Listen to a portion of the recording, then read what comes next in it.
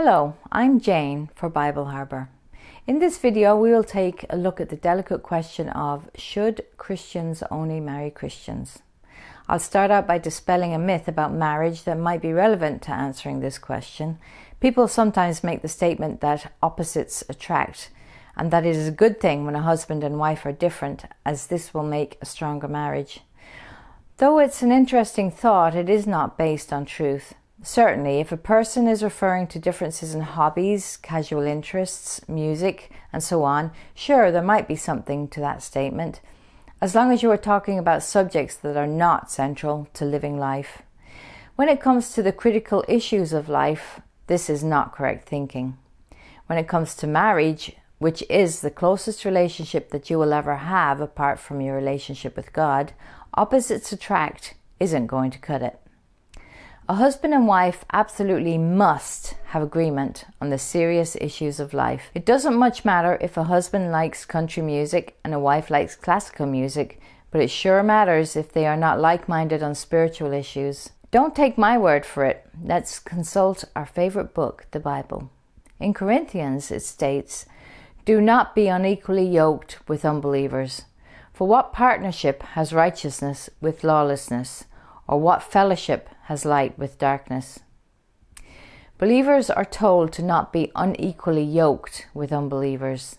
This is referring to the yoking of oxen together to plough a field. The yoke would hold the oxen together so that they would work in unison instead of going off in different directions.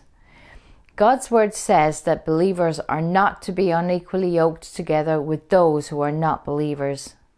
What does it mean to be unequally yoked? It is referring to having a very close and intimate relationship with those who are not believers. It is not referring to simple association with people. That would not make any sense. No, it is referring to carrying on a deep, intimate relationship.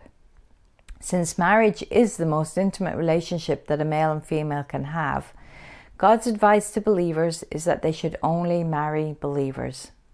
If a person considers their relationship with God to be the most valuable of all relationships, this advice is fairly obvious.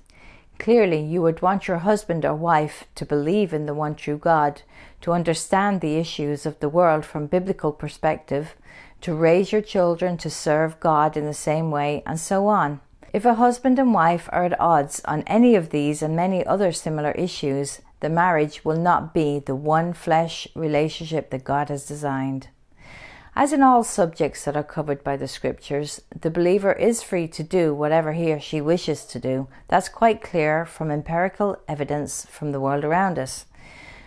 But it's also true that in all subjects covered by the scriptures, the believer would be much wiser to do what God suggests. Marriage was God's idea, after all. It was His plan for His people. Certainly, He ought to know the best way to carry it out. So in short, yes, Christians should only marry Christians. Is that always going to happen in practice? No, certainly not. However, if Christians want to have the best chance for a marriage to be successful, then basing it on what God intended would seem to be prudent. Want to get in touch with us? Just go to the Bible Harbor website, bibleharbor.com. God bless you.